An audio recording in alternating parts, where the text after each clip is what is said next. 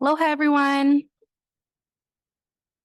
Welcome to the Hawaii Department of Transportation's 2023 Protect Our Water Conference. We are going to get started. My name is Kayla Aguado, and I will be your in-person moderator for this session titled, Oops, the House Needs Some Cleaning. At the end of the presentation, the speaker will have a few minutes to answer any in-person questions.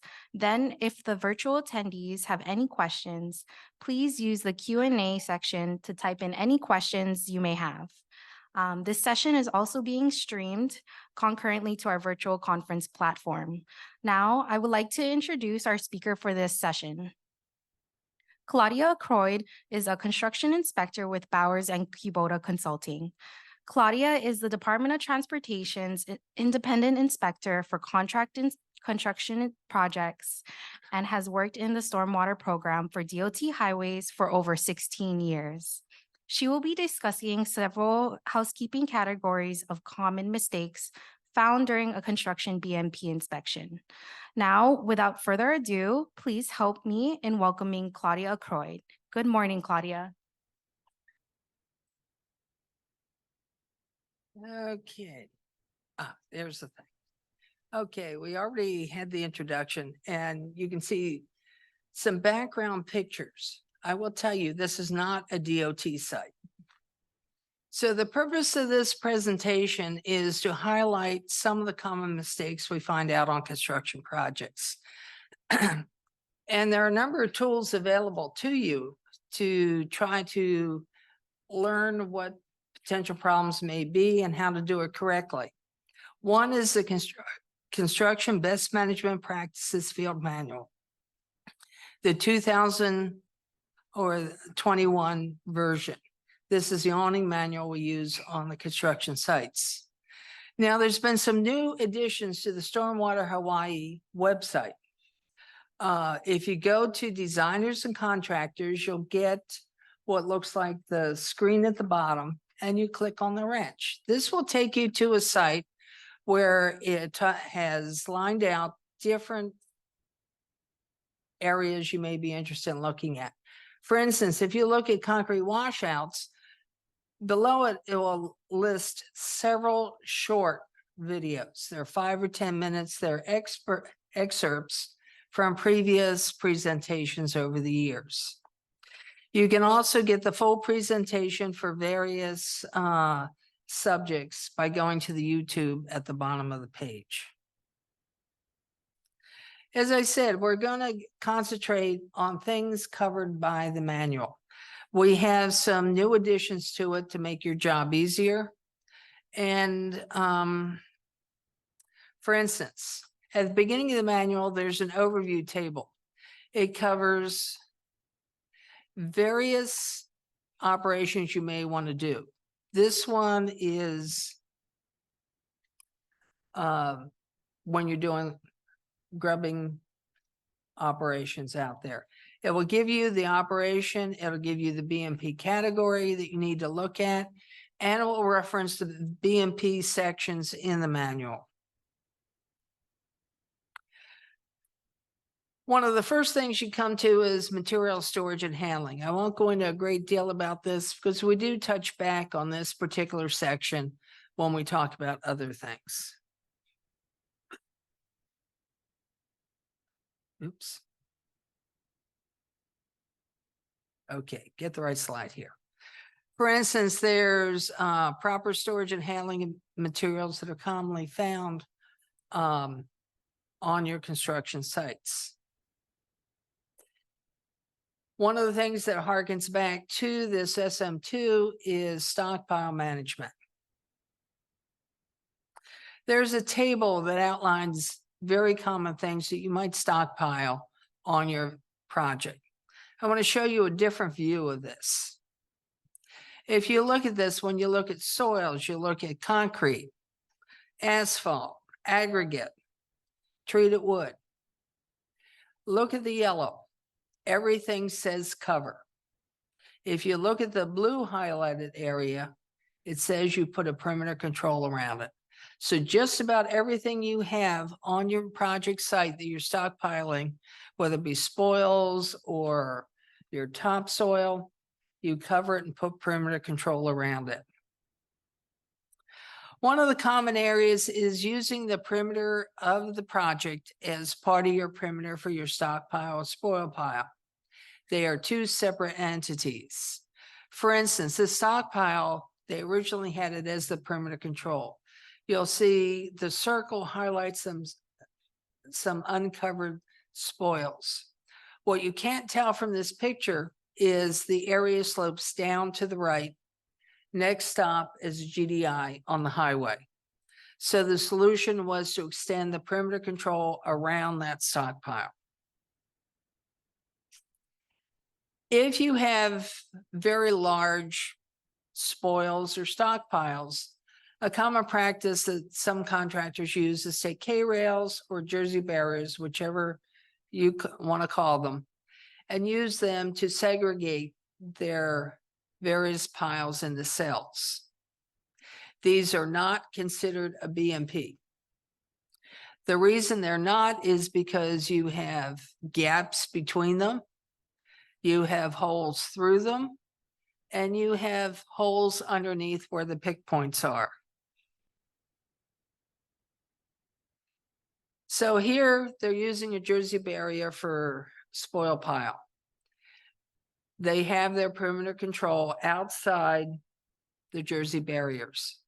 And this is why we also say your spoil pile perimeter is not the same as your project perimeter, because this has easily happened when you have a very large pile. It will migrate through the breaks in it. What you can't see from this photo is there was a separate perimeter control and it was outside the camera range. You do not mix spoils. If you look at SM20 paving operations, it says if waste asphalt new must be stored rather than moved, it cannot be stored in dirt or rubble piles. I can't tell you how many times I've gone out and found the waste asphalt from the paving project in the spoil pile. And below that, it talks about the storage. You have to store it on an impervious layer, cover it with 10 mil plastic, and put perimeter control around it. Talking about concrete management. There's a new table in the manual that specifically says these items are considered cementitious products. You've got your concrete, mortar, plaster, stucco, grout, and concrete treated base. What these all have in common is the one element that is considered hazardous, and that's the cement that's in the concrete. The other compounds are water, gravel, sand, or base course. In and of themselves, those are not toxic, not until you add the concrete. The wash water is considered extremely toxic. It's a very high pH. And this is what you must contain. And also wet concrete doesn't get left on the ground. You also need to consider fines when you're saw cutting the new concrete. If you're doing a tremie pour or you're inserting the grout as depicted in this picture into the pipe, and you're in an area where you're placing concrete below the water table line, you're going to get water bubbling up as you put that concrete, mortar, or what have you into that area. That water that comes up is considered concrete wash water and must be contained. There are two basic types of washouts out there. They're contractor made and they're also commercial. The kiddie pool I categorize as commercial. You have to consider the size. How much storage are you going to need for your concrete waste? Also, the location where you put your washout. Can you leave it there to dry? Or if you have to transport it, you need to take that in consideration as to the level at which you fill it. As I said, you need to consider how much concrete you're going to have is waste. When you figure that out, add some extra. They didn't on this project. They could have used at least two more kiddie pools. On the right, you need to have your washout on site. These are not proper washout containers. These are the tops of sand barrels.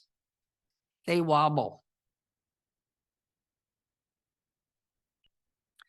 If you're doing a standard in-ground washout, and I also include in this where you've built a frame and you actually have not dug down, but you built a frame and put the plastic in it. You need to carefully look at it because the plastic cannot be overlapped and you cannot have holes. This washout, brand new construction, somebody punched a hole in it, which means it's no good. The wash water will migrate through the hole or between the layers of plastic if you've overlapped it in the bottom. EPA is the one that recommends filling a washout on a 75% full. If you leave it to dry and it's not covered, you need to have enough freeboard that if it rains, you don't overflow the washout.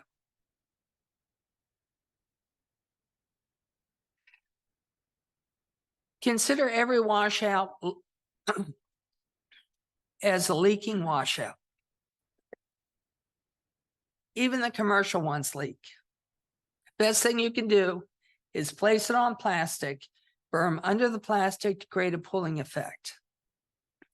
That's not a requirement, it's a recommendation. It saved many a contractor a lot of trouble when their washouts leak.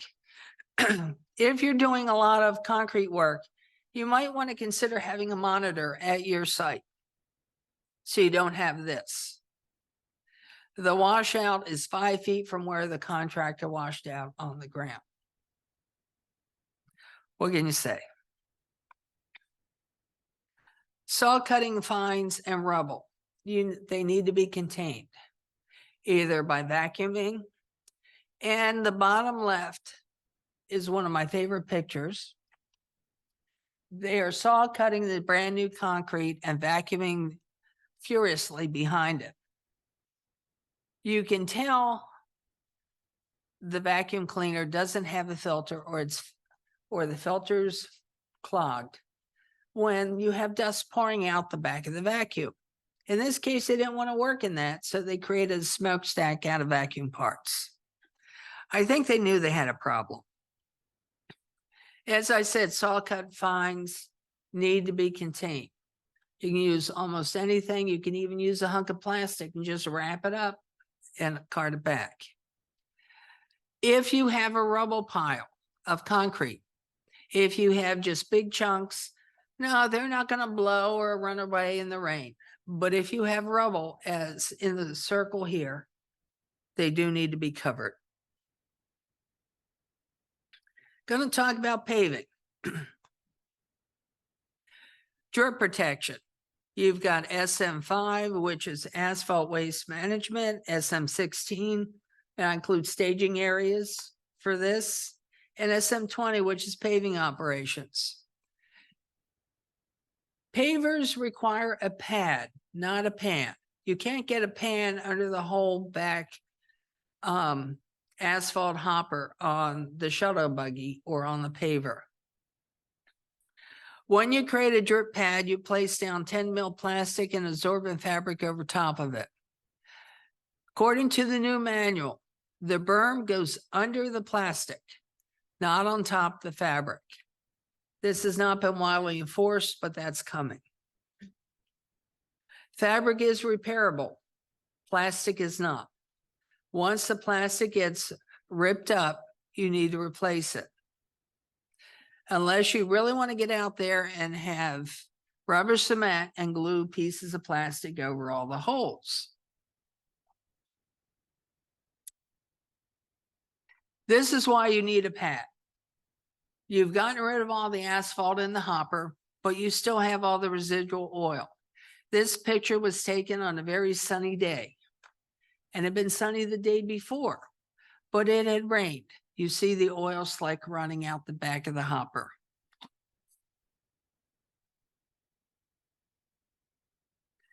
Some of your typical wastes when you're paving is when you cold plane, you have residual milling fines that you normally sweep up. If you've cold planed a road, you can have the road unraveling if you're not paving it directly back. You don't leave it in the gutter. As with asphalt, you cannot place it on the bare ground. You're polluting that soil. Yes, you just put asphalt on the road and a lot of oil is going to wash off of that in the first rain. But to minimize pollution, you do not place it on the ground. If you're paving next to a GDI, and a good example of this is look how close the GDIs are in the median on H1. If you're paving and you get asphalt into that drain, you need to remove it at the end of shift, not the end of all the paving. It's got to be removed immediately. Asphalt does not perk. It does not allow water to filtrate. And again, you don't mix asphalt with your spoil or rubble piles. Here's a potential solution if you're out there paving. Duct tape and plastic can be your friend. Now, there's a joke going around. I hate duct tape, but I do love it in some circumstances. You take plastic over the GDI. Your paving train goes by. All you got to do is rip it back up and you're good to go. Leave the other B&Ps in place and they're not covered with asphalt. This picture was not on a paving operation. This was doing the high friction overlay on H1 where they're going across with epoxy and then the sand. Same principle. Stabilized construction entrances and exits. Not exactly in the housekeeping, but it's on the road to the housekeeping problems. The B&P manual, the section 209 amended of the special provisions 2005 standard specifications. The paragraph 5.1.2.3.2 of HER 1155 Appendix C. Every one of these things requires a construction entrance exit whenever you're going from dirt to asphalt.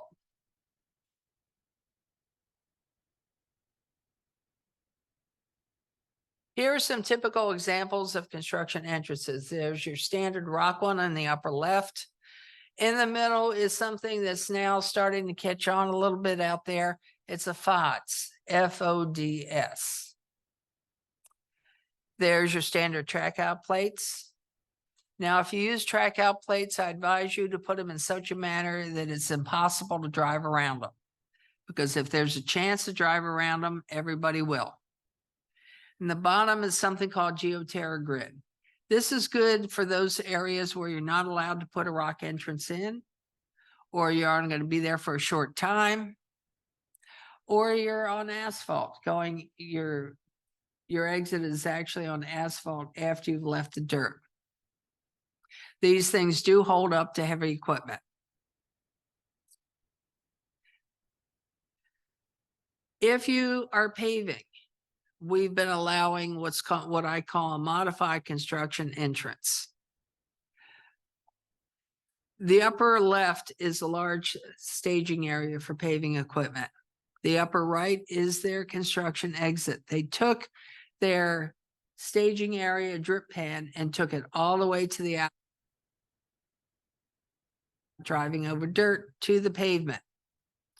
If you're on a long linear one and you want to place along the side, you can create drip pad areas on the side of the road where the pavers can pivot directly off of that onto the roadway. In this particular case, when they set up this staging area, they were thinking a little outside the box. The geoterra grid here is not used for an entrance. It's used to distribute the load of the heavy paving equipment on leaky highway, so they didn't sink in the mud. Tire washing is part of the SC11. Couple things here. You have to have it, of course, 50 feet from state waters. You have to have auto shutoff valves on your hoses. The wash water must be retained on project. You cannot allow it to just drain in the construction entrance. It has to drain to a properly constructed sediment trap or similar device. Seeping into the construction entrance is not allowed. The bottom picture shows a contractor constructed tire washing station. It's very simple to create. You take some track out plates, put them over plastic that's sloped to a retention area. The white you see in that retention area is actually an oil absorbent boom. Since we talked about tire washing, I'll go on to water, which is not a specific area in the manual, but a couple things. Not allowed to wash down roads. Must use sediment trapping devices to wash tires. It can be a critical deficiency when you have any observed discharge or evidence of a discharge generated by construction activity. Critical deficiency happens when we inspect, but if we're not out there, you have a discharge report. Now, the water that's generated by equipment, regardless of the source, is considered construction water. This is your water trucks, your Trident barriers, your cold planing equipment, and your rollers. It's all considered construction water. Trident barriers. A lot of these are easily moved, but they also contain water, and a lot of them will leak. You go back to wherever you got them, tell them it's leaking. You want one that doesn't leak. Try shutting the valves at the bottom first to see if you can reduce the flow. In this case, there was no deficiency because the scuppers that they could impact were blocked, and there was also catchment underneath the scupper. This is an actual critical. The paver had cold planed at the corner and dug rather deep thing and created a puddle of sediment-laden runoff, which proceeded to run around the corner into a drain. We confirmed it went into the drain by flipping the top and taking a look at the wall. It was wet. It had drained in there. A good clue that is going into the inlet is the water has maybe ponded in front of your inlet protection. The water keeps coming, but the water doesn't rise. It's going somewhere. If it goes into that inlet, it's a critical deficiency. And then you have to track it to make sure it didn't reach your discharge point. Your discharge point might be 2 blocks or it might be 2 miles. Here's another critical deficiency. This deals with a water buffalo that ran into a drain that in this case was not protected. Doesn't matter what kind of water, it's construction water.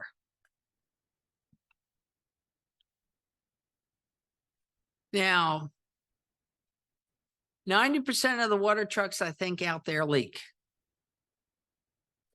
Where they leak to, they should get them fixed, but where they leak to is something you need to watch. These 2 trucks leaked, and I put the 2 of them in there for a reason. The one on the left was on a drip pad. The biosock was on top of the fabric, which wicked it out, and you can't really see it in this photo, but it pooled in the plastic beyond the biosock.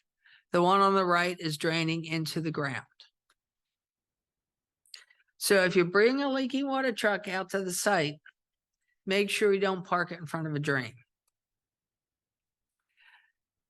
Staging areas. You have to locate the location has to be identified in the SWIP. If you're going to allow stockpiles or spoil piles, the SWIP must say so.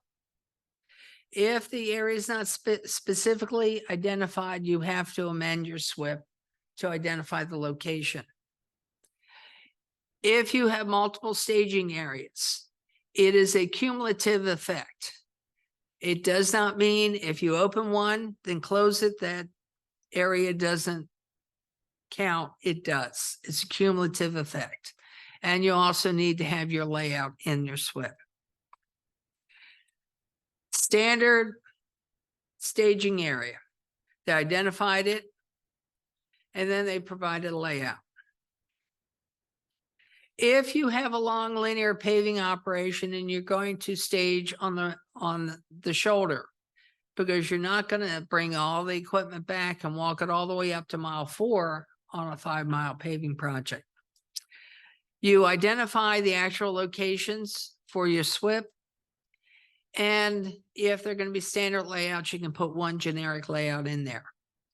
If you're lucky, these staging areas are in your project area, so you're not accumulating additional disturbed area. If they're not, you need to count them in.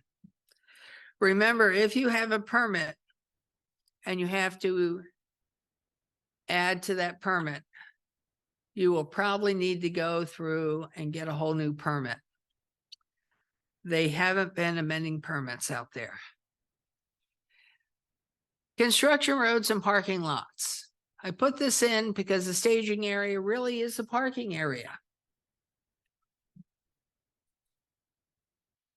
Things are allowed and not allowed in staging areas. You're not allowed to have a cold mix. Cold plain millings are out. Crushed concrete is out. Concrete treated base is out. So, and this allows the material. I should point out that if you're talking asphalt cement, you'll probably have to put down some base course before you put that in. And whatever you put in has to be in your SWIP. This is a project that has both a construction entrance, then it goes into a construction road. You need to make sure you keep the two separate because they are two different size aggregate. Construction entrance is 3 to 6. A construction road is 2 to 3. And you also need to have the fabric under the aggregate. Porta potties. This is what we don't want to have happen. You're seeing the bottom of the porta potty. This contractor was extremely lucky. It had just been serviced. It had a trap in it and fell on its back. So we could take a look. Nothing leaked out. But you need to secure them with straps, stakes, and similar devices. You also need to put them in a place where they won't get run over. In the middle of a road construction project, in the middle of the road is not the place to put it. Nor is it appropriate to put it at or near an inlet. Now, I told you we come back to SM2. If you look at that and you also look at hazardous material and waste management, you find very similar things in the two sections. You need secondary containment for a lot of things. The containment you use must either hold the largest container or 10% of the accumulated of all the containers. You have to cover metal containers, and all containers are to be labeled as to content, and no more than stacked 2 high. This either includes buckets or in this case totes, unless it's somehow secured from tipping over. SM9 restates much of SM2, and it provides a lot of examples of what we consider hazardous material. Containment system, commercial or contractor made. If you're making your own and you're using biosocs and plastic, do not put the biosock on the plastic, then loop it back over. If you look at that circle, you can see what happens is that it opens up. And if you spill in there, it's going to shoot right off the plastic. The plastic goes over the biosock. We talked about metal containers have to be covered. On the left, these were in containment. There is a berm in front. They were under the viaduct. This is what happens on the right if you do not cover a metal container. Don't know what it is. We talked about labeling. Suppliers are shipping out containers to contractors without having the proper label on it. You have to have a global harmonizing label on it, a GHS label. This is federal law. It's not local, it's federal safety. So if you don't have a label on your container, go back to your distributor, get the label, or talk to your safety professional who can help you get the label. Some of the totes, if you put stuff in it, might recommend putting it in containment because there's a valve at the bottom of the tote. That gets kicked open, everything in that tote drains. Before I take questions, many of you know that I'm retiring at the end of the year. I've enjoyed my time working with all of you. And I'd like to introduce the lady that's taking over for me doing third-party inspection is Angie Madang Dang. She's also with Bowers and Kubota. Thank you, Claudia, for your presentation. I know if anybody had any questions in the in-person audience. If not, for those on Zoom, you can type in your question into the Q&A feature at this time. No questions? Okay, so thank you again, Claudia, for your presentation. That now concludes this session. Thank you everyone for attending the Hawaii Department of Transportation's 2023 Protect Our Water Conference. Please be sure to fill out the survey given out at the door. And for those attending virtually, it was all sent through Zoom events after the conference ends. As a reminder, speaker presentations will be available on demand until the end of the year on the Zoom events platform for virtual attendees. Please wait a few days for those sessions to be available on the platform. Sessions will then be posted on the Stormwater Hawaii YouTube channel, and presentation slides can also be found on the Designers and Contractors tab of the Stormwater Hawaii website for everyone to view. And for those who have completed and turned in the exhibitor stamp card, I'll be now announcing the winners. The winners are Danny Yee and Brian Lee. Please go to the registration table in the lobby to receive your prize. If winners are not present, they will receive an email to set up the delivery of the prize. Again, thank you all for joining us for the Protect Our Water Conference, and we look forward to all seeing you again next year. Mahalo.